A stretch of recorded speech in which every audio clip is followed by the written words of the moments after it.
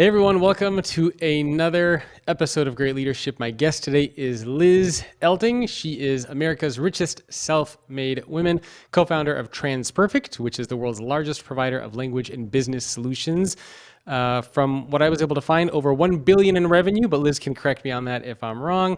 She's also the CEO of the Elizabeth Elting Foundation and author of the upcoming book called Dream Big and Win, Translating Passion into Purpose and Creating a Billion-Dollar Business. Liz, thank you for joining me. Thanks so much for having me, Jacob. I'm so excited to be here. Yeah, likewise. So hopefully I didn't get anything wrong in your bio, but in case I did, maybe you can give us just a little bit of background information about who you are, your origin story of how you got to where you are, founding this company, all your success. How did this all happen for you? Sure. Thank you. Well, growing up, I was fortunate to live in 5 countries. If I include my junior year of college and right after college, I lived in the US, then Portugal, then Canada, Spain, and then Venezuela. So Wow. all that was international. And I studied 4 languages. By the time I graduated from high school, I had studied 4 languages and realized I loved languages. They were my passion. So went off to college, ended up majoring in modern languages and literature. Hmm. That's what it was called, modern languages and literature. And then briefly after college, worked in Venezuela and then came to the US, came to New York, where I got my first real official job out of college, and it was working for another translation company. And I had wanted to be in sales there. They didn't have any sales positions open, so I took a job in production, loved it, and then was able to move into sales after 2 years. So over the 3 years I was there, I was first in sales, first in production, then in sales, and realized I loved the industry, but I thought it could be done better. I thought there was a real gap between what clients needed and what was available in the industry as far as quality and Yeah. service. I thought there could be a company that was, along the lines of a top tier investment bank or law firm that provided language services.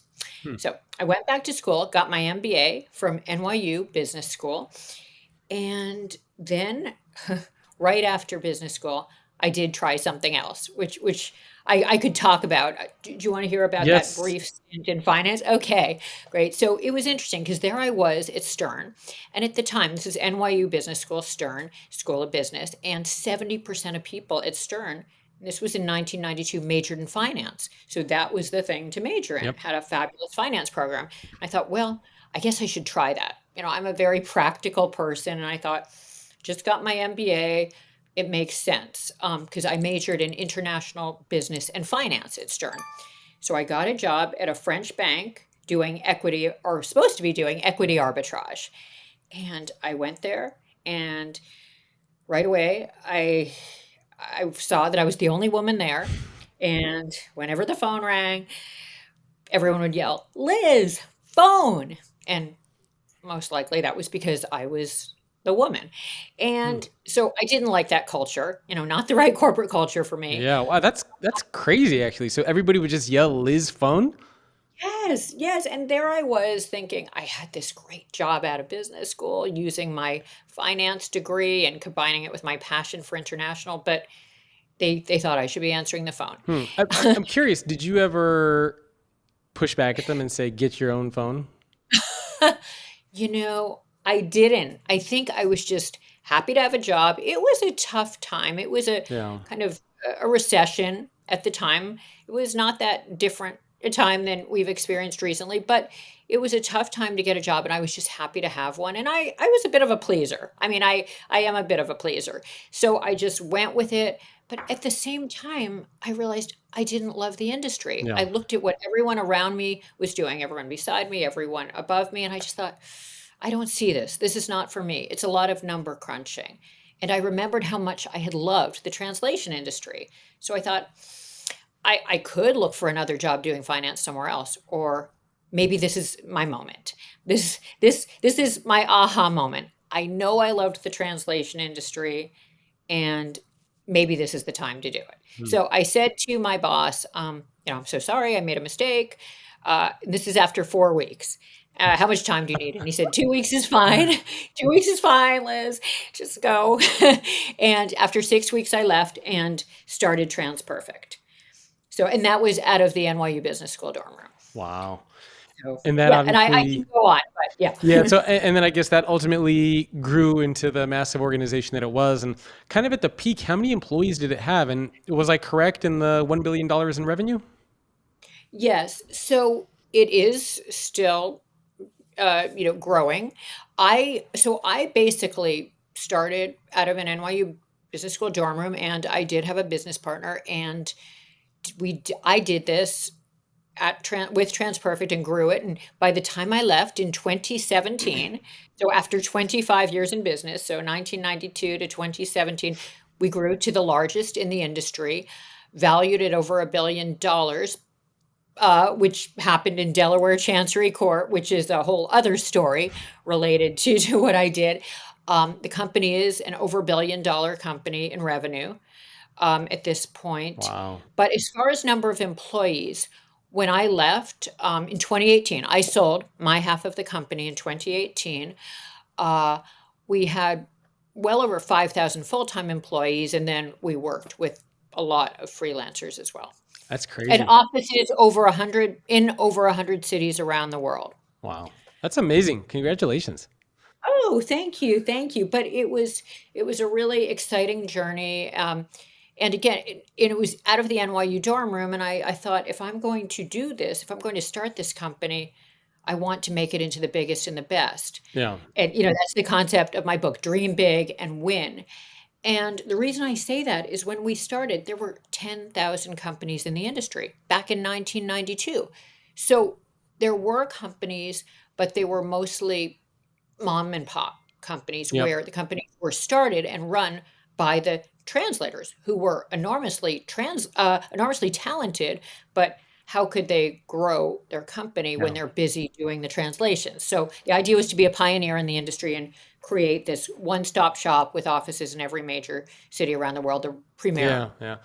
So I'm really curious because when you started the company, obviously it seems like you went to school, so you had some training there, but you obviously didn't have any experience in running and building and creating a business and hiring people and leading a team.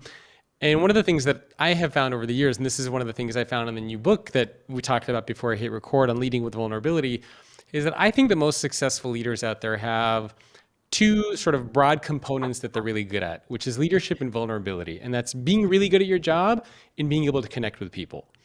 And so when you think back during your time as you were starting and building, it seemed like you perhaps had a natural knack at connecting with people, building relationships, communication. You lived in different countries, so you understood cultures, kind of how to build those strong relationships. But maybe you weren't quite there yet on that the leadership, the competency piece, because you were still in the process of running the business and starting it. How did you navigate that as somebody who's never built and scaled such a company before? How did you figure things out?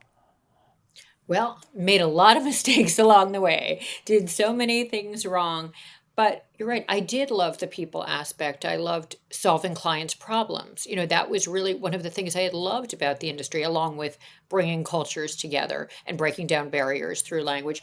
But made a lot of mistakes. As I said, I can certainly talk about some of the Yeah, mistakes. I'm very curious what some of those big mistakes were, like looking back.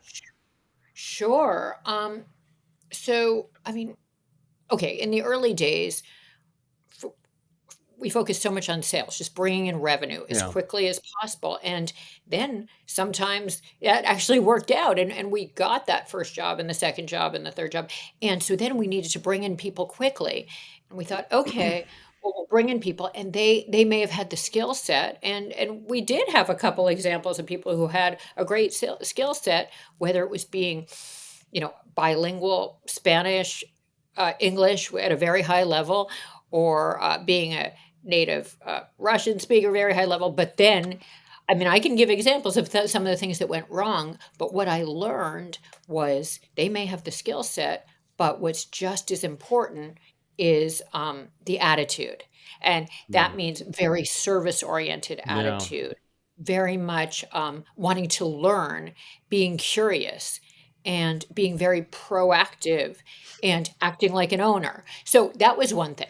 But another thing that we did wrong, or that I did wrong, was we grew and we were trying so hard to grow, and the hours were crazy. And I was trying to keep people there late and overnight if we needed to get the work done. I mean, I was doing it, my partner was doing it, and we often needed the employees to do that. And we thought, okay, well, yeah, the hours are crazy, but we need them, and we didn't Yep. have enough people. So we thought, okay, we'll just pay them more money. We'll give them a bonus. We'll give them a raise. No, of course, that didn't work ultimately because they need their life. They need Yeah. proper work-life balance, and it's not sustainable 80 or 100 hours a week for anyone, and certainly someone who's not an owner. So that was a big mistake. So learned Mm. from that that we need to keep people's hours in check. We address the issue through having shifts, like first shift, second shift, third Okay. shift. So that was one solution. Another was having people opening offices in other countries and having people in other time zones take on their work. And then, the last one is comp days, vacation days, and making people take them because, Yeah. sure, it was easier for us, like if they didn't take them, but that's not fair to the employees. So we had a lot of turnover in the early days, and it was because I was just expecting too much. Hmm. So that's, another mistake. And then I have more mistakes I made related to people, but I don't want to, I want to Yeah, make I'm sure I I'm stay curious on about the track here. first one that you mentioned because I think that's very relevant to everybody Yeah. who's watching and listening, and that's the difference between skill sets versus attitude. Yeah. Yeah. Because I think we all know a lot of people out there, right? They get the certifications, they pass the test, they get the MBA, they have all these acronyms and things in front of their name, and so they appear very competent on paper.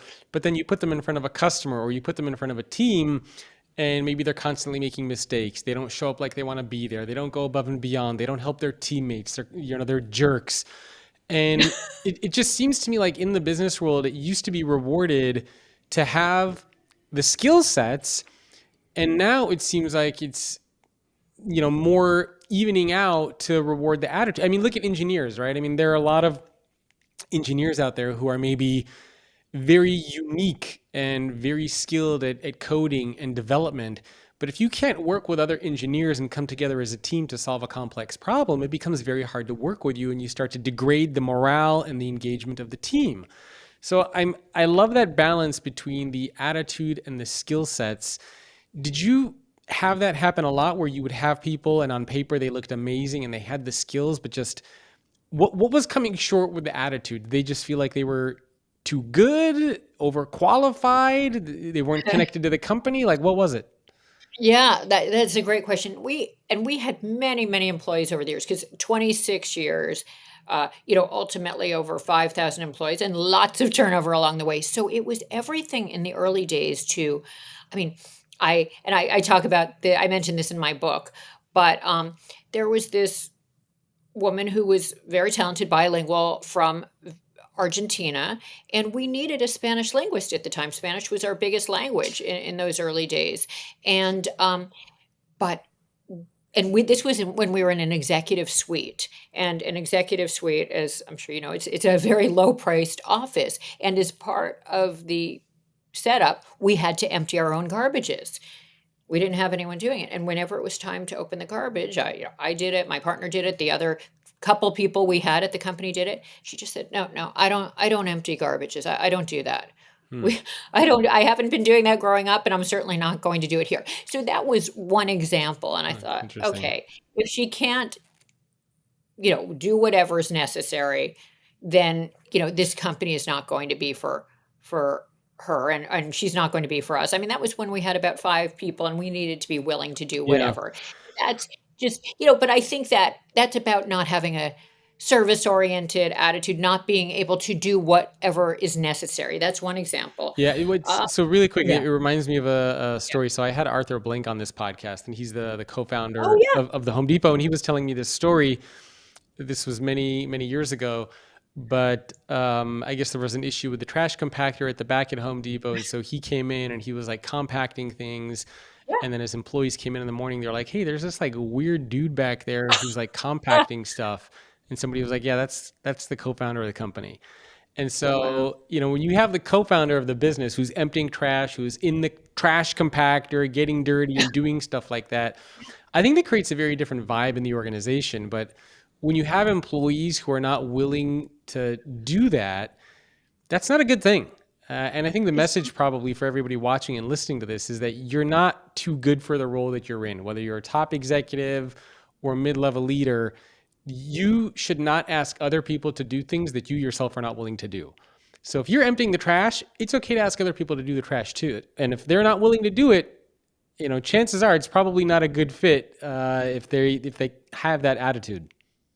Exactly. Yes, that's a wonderful story. And yes, and that was very much what happened in our situation too. We were all doing it and we just thought, okay, she's not going to be willing to do certain things. And I agree. I mean, I always did whatever I was asking employees to do, whether it was staying through the night or whatever it was, delivering a project at 3 in the morning Yeah. because that's when our client needed it or whatever it was. And I think that's so important.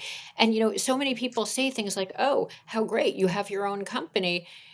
So why don't you take some time off? Why don't you spend time in the Hamptons? I mean, I happen to live in New York City.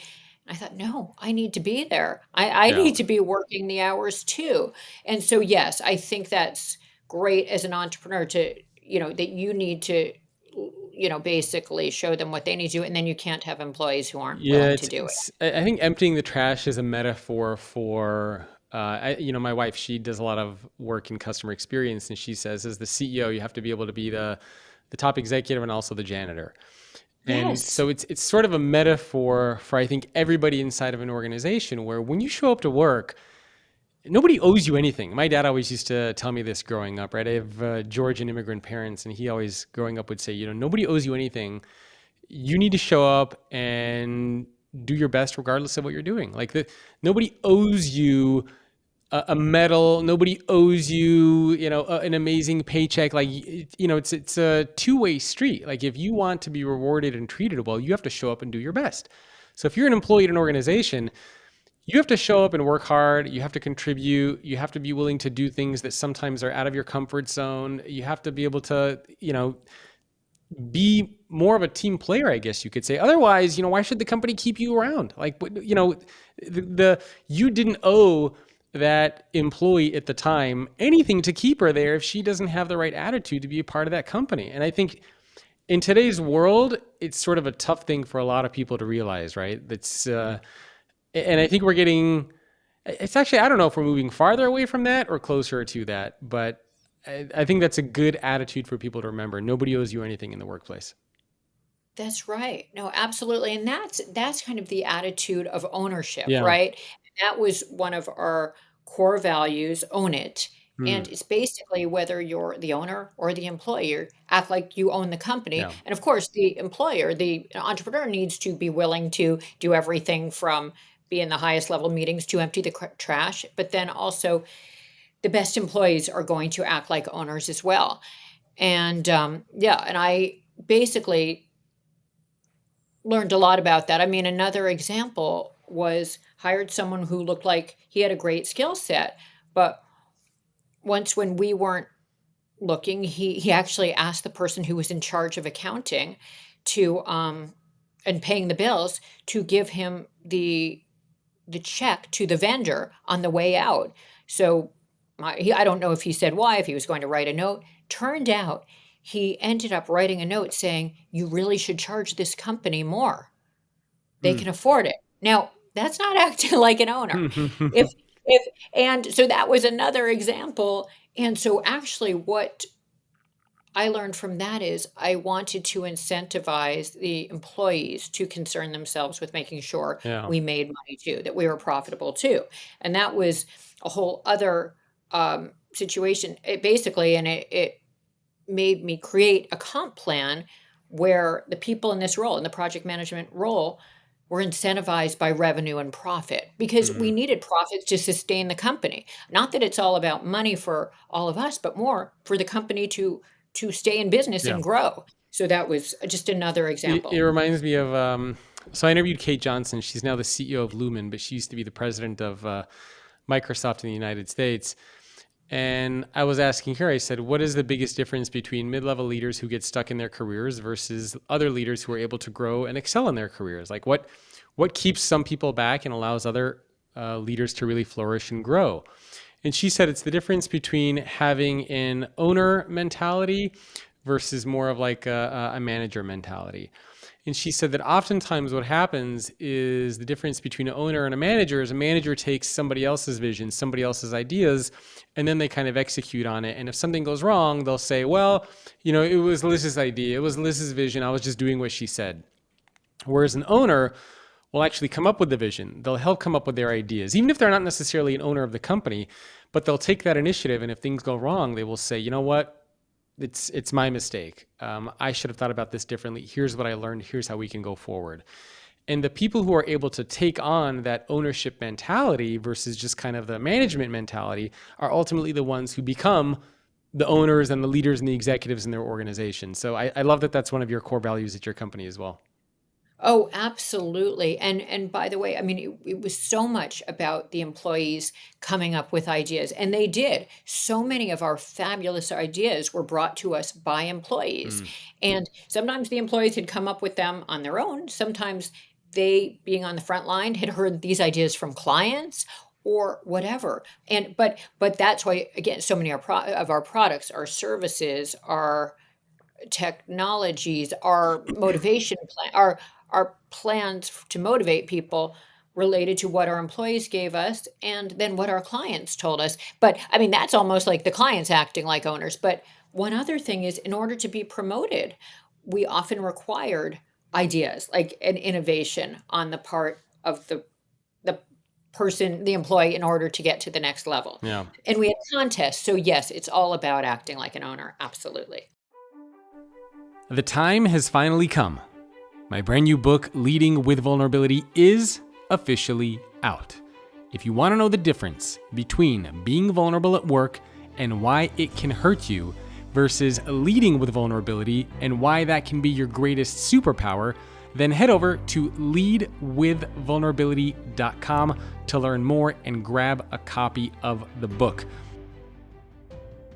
How did you figure the business world out as you were growing? Because a lot of people, they oftentimes get put into leadership roles for the first time. Maybe they never had any leadership training. Maybe they're good individual contributors, and all of a sudden they get a phone call. Hey, Liz, you've been doing a great job. You're now a manager at the company. You're going to be responsible for 8 people. And the person's like, what the hell? Like, I've, I've never been taught how to lead others. I've never been taught how to motivate and engage. I don't know what I'm doing. I would imagine And it's a lot probably of very learning similar by to the doing. situation that you were in as you were building a business. Yeah. So how did you figure that out? Did somebody coach you or guide you? Was it just, were you reading books? Yeah, so the answer is I didn't have a specific, like, okay, a lot of books. Read many, many books about business and entrepreneurship. And so that everything I could get my hands on. And that was, back in the 90s when we started. And then to ultimately the whole 25 years. I mean, here I am in my office. I have a lot of business books here. I have a lot at home. I didn't get rid of them because learned so many lessons from that. And then um, in addition, I watched people and what they were doing, whether it was interviews or articles with leaders and, listen to them. And anyone in Um, particular you remember, or any God. books or people that you Oh, remember looking at thinking, you know what? I got to do that. This person's got to figure it out. well, it was it was a lessons from a lot of different people. Like, I remember Coach K's book on leadership. I loved that. Loved Coach K. Oh, And in later it's in years, a movie, Coach K's book. I'm watching The Bear on Hulu. oh, really? And Oh. yeah, and in that show, one of the characters is given Coach K's book. And I've never read it. And I started looking it up and I'm like, huh, maybe I should check this out. So now you're mentioning it too. Now I am really thinking I got to check this thing out. Oh, yeah, it was great, and that was back in the '90s. He wrote it back then, and then we actually later had him come and he came and spoke at our company. We had, over the years, we brought our employees together from all over the country, all over the world, for different, um leadership training events and basically conferences, and he came to one of them and spoke, and he was fabulous. Another book, and this is, I mean, I can give you examples, but some of them are from quite a while ago. But Swim with the Sharks by Harvey Mackay, but that was years ago. But that was all about sales and client service. Or there was one called Raving Fans about making your clients into Hmm. raving fans. All In was a great leadership book. So there were a lot of them, Yeah. but it was a lot of different books. Zig Ziglar, who was a big sales guy, and then someone I talk about in my book named Jack Daly, who I met through Young Entrepreneurs Organization back in about 1995, who was a sales coach, and I went there to learn about coaching salespeople. Heard him speak; he was fabulous, and then we ended up at TransPerfect bringing him back to our company Hmm. about once a year for over 20 years, sometimes twice a year. And Wow. he was coaching our salespeople from the time we had about 5 of them to the time we had over 600. And when it was 5 of them, it was one-on-one coaching. And then when we got to over 600, he'd get in front of the room, jump on tables, and talk about sales. But one other thing I'll say about him is he wrote a number of books that I learned a lot Yeah. about management from, and he was really a great mentor. But yeah, I mean, again, a lot of mistakes I made along the way. I'm curious about Yeah, your people mistakes, yeah, yeah. specifically from a leadership standpoint. Like, Yes. the first time you had to give a performance review, the first time you hired somebody, the first time you fired somebody. Did you screw those things up pretty bad when you were going through that? Well, I'm sure I did. Yes, I made so many mistakes along the way, but a few examples. What's your Well, just worst, your worst one? oh God, there were a lot. I mean, there were some that were examples of people who they they didn't. Okay, well, let me just tell you one thing. There was one person who sat right outside, right near me, right, like practically next to me. I was in an office; they were right outside of it because we had cubicles. And anyway, the door was open. We were right next to each other, basically. And I thought they were very happy and they enjoyed working with me and at the company. And then one day they just said, "Yeah, I'm quitting." And I thought, "Oh boy, you were so great. I loved you. We can't lose you." Hmm. And what I learned from that lesson was we need to do, and then after this, I carried it out. One-on-one meetings with employees, ideally once a week, if once a week is not feasible, once every 2 weeks, Yeah. but where you really sit down with them and talk to them about how they're doing, um, what feedback they have for me, and then what feedback I have for them, and then finally a long-term plan for how they can get to the next level and how they can be where they want to be in 5 years. And that was an important lesson learned because I thought if I'm seeing them all day, if we're working on projects together, it's a non-issue. But if you're not really sitting down and talking about those things, you can be surprised with a person being unhappy. And I think those things are very important. So that was a big mistake, but learned from that. Why did that person end Uh, up leaving? Did they tell you why they left? yeah, and I think they thought they just didn't see the potential for advancement. And that was why, after that, I learned Hmm. okay, it's got to be very clear what a person needs to do to get to the next level with goals and deadlines, a time or goals and a time frame, and then how they could have more, more upward mobility over the long term. So it just wasn't clear. And while they were looking, while they didn't think there was something for them, they found something where they thought there was more opportunity. And had I known, I think we could have made sure it was clear to them before they found that other opportunity. Yeah. Yeah. The So, yeah, the advancement is a big thing for a lot of people, for sure. right, Um, right. any other big mistakes that you can think of that you made as a first-time leader as you were hiring people? So with people, because yeah, we made lots of mistakes in business. What As was the far biggest as business mistake? well, okay. I mean, well, one thing that what I did right, and this is as an entrepreneur. So speaking to entrepreneurs as opposed to leaders in general, if to the entrepreneurs out there, and I do talk about this in my book, but it's very important to have control in your company. In my company, I started it with a partner and we were 50-50 owners, and we did not have a shareholders agreement. And the Hmm. reason that that was the case is we started the company with no money. We were just kind of going by the seat of our pants. Like we just didn't have money. And so we thought, okay, we can't hire an attorney, we can't hire an accountant. And we didn't have one. And then later on, it was hard for us to agree on one. So as a result, um, we're 50-50 owners without a tiebreaker. I don't recommend that. Ideally, you want to be in the controlling position. Yeah. So either have more ownership, over 50% if it's just two of you, and also make sure you have the voting power, because I guess there are times when someone has the majority ownership, but they don't have the authority to make the final call on things, and that can be a problem too. And then, of course, a shareholders agreement is critical. Yeah. So that was a huge mistake, and that definitely caused complications along the way. And ultimately, when I exited, but that's I can elaborate on that. But as far as other mistakes, another mistake, just from a business perspective, was um, in the early days, we were working so hard on getting business, and we got this big client, Fortune 100 client that I don't need to name, but they had said, okay, we're going to give you $15 million worth of business, Wow. and because we're opening locations in Florida, and we need it to deal with our language needs in Florida. So we ended up opening an office. I believe it was in Orlando, and setting up and get paying for the office space, paying for the employees, and then they backed out. And we had no written contract whereby they needed to pay for this. So we put a lot of money into Yeah. it. And that was the point. And after that, learned every client we need a written agreement, even if they are a Fortune 100 company. So that was an important lesson Ah. learned.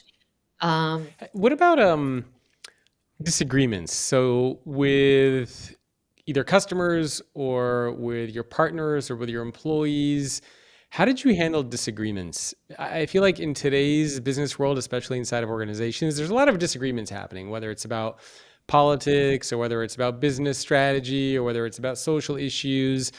And it almost seems to me like we forgot how to disagree in a civil way, to be able to have debates and conversations without attacking people and just kind of focusing on the issue and realizing that oftentimes we're on the same side against the issue instead of being against each other. So how did you handle disagreements, arguments? Did you have any of that happen during your time as you were building the business? yeah, sure, definitely. There were lots of disagreements because lots of people, lots of Yeah, exactly. disagreement. Yeah. Yeah, and Like, did what anybody ever I say, did, Liz, you don't know what you're talking about. You're stupid. You're oh, crazy. all the time. All the time. And I think the answer is, I mean, I remember in the early days, after the whole company, it was about 20 of us, we had just pulled multiple all-nighters on this big project for a law firm. And then we took the company, little over 20 of us, to the Bahamas, the whole company, for a long weekend. And I remember there, we were in a room. Actually, it was an outdoor room. It was in the Bahamas, and we were disagreeing, and we were kind of, screaming and shouting, we basically said, okay, whoever's holding the camera, they get to speak. And I remember it was a lot of disagreeing, but it was all in the name of building the best company out there. And so it was fine, and that was good, and that's how we became better.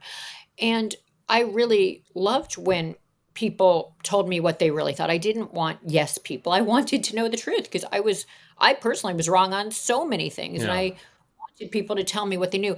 When there were two employees that were disagreeing with each other, and I do remember that happening as well, I would bring them both into a room, and we would all talk it out. And we would say, okay, but how do you feel? Okay, and this is how you feel.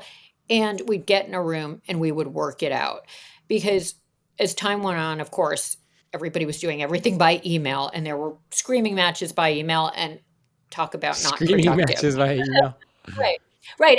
And we were distributed, we were all over the world, as I mentioned, 100 offices. So Yeah. some we couldn't get everyone in a room, but if not in a room, on the phone. I guess now it would be on a Zoom, but just getting everybody together and talking it through as opposed to letting people scream at each other by email is, I think, absolutely critical. And people are much kinder in person and Yeah. more understanding in person. So that seemed to work very well. But I'm such a believer in not having a group of yes people. And to that point, and also to the point of being like an owner, the way we really created the best company was by saying to employees and doing this either through one-on-one meetings or employee surveys or in exit interviews. Hmm. What would you do differently if you owned the company? And I that like was that always question. my it was my favorite question, and we got some of the best ideas that way.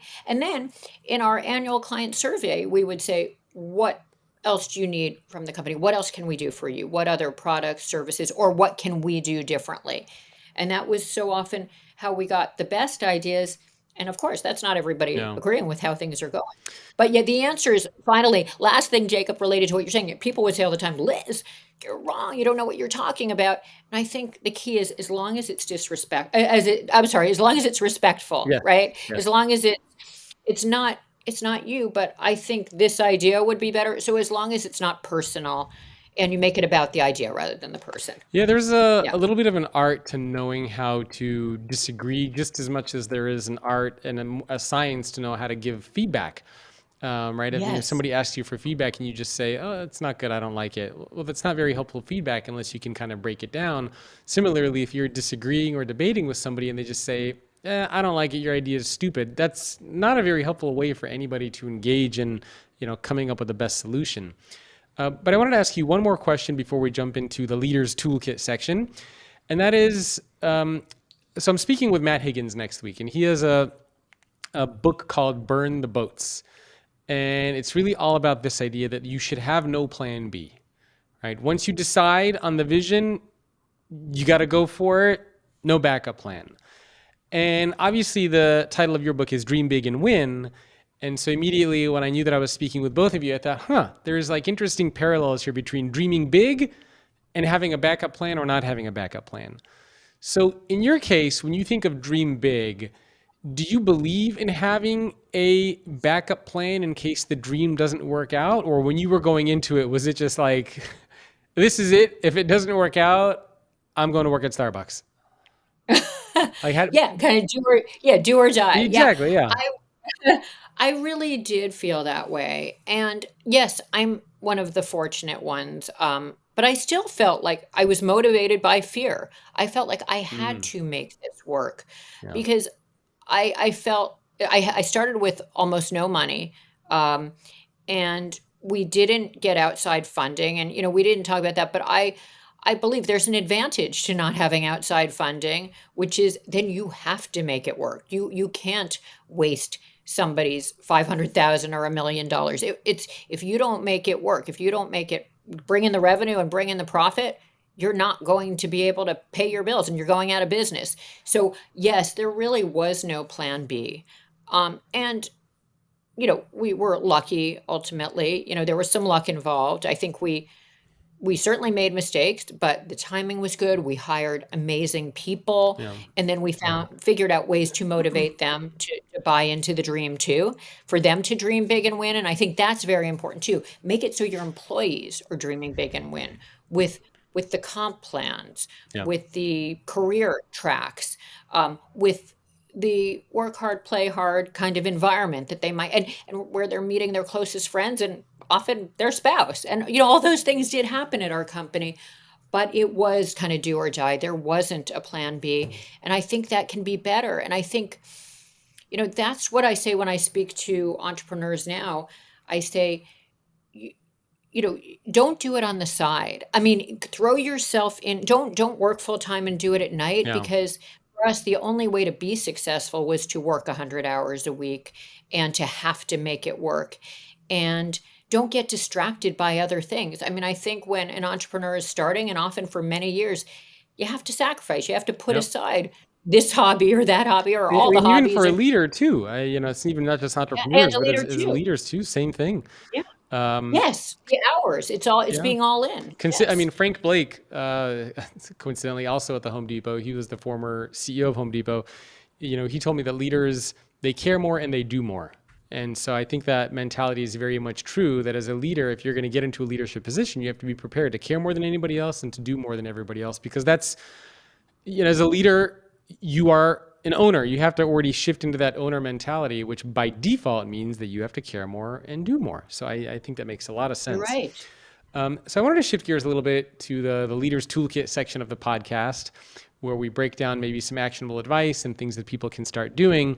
And I thought we could start off with a question that I'm very curious to hear your advice on, and that is, do you think people should follow their passion? You are not going to want to miss my conversation with Liz as it continues for premium subscribers of Great Leadership, called Great Leadership Plus. And in the bonus episode, Liz is going to talk about if following your passion is actually good advice, how to dream big, what to do when your big dreams fail, and how to approach failure in the right way so that you don't beat yourself up. Again, this bonus episode is only available for subscribers of Great Leadership Plus on Apple and on Spotify. You can also join the Great Leadership community by heading over to greatleadership.substack.com. 40,000 members from around the world are part of that community. And if you sign up and become a premium subscriber, then every week you will get an in-depth strategy article from me on leadership, as well as a weekly leadership hack. And lastly, if you enjoyed this episode, please share it with a friend, a coworker, a peer, anybody who you would like to see become a better leader. Thanks for tuning in. I'll see you next time.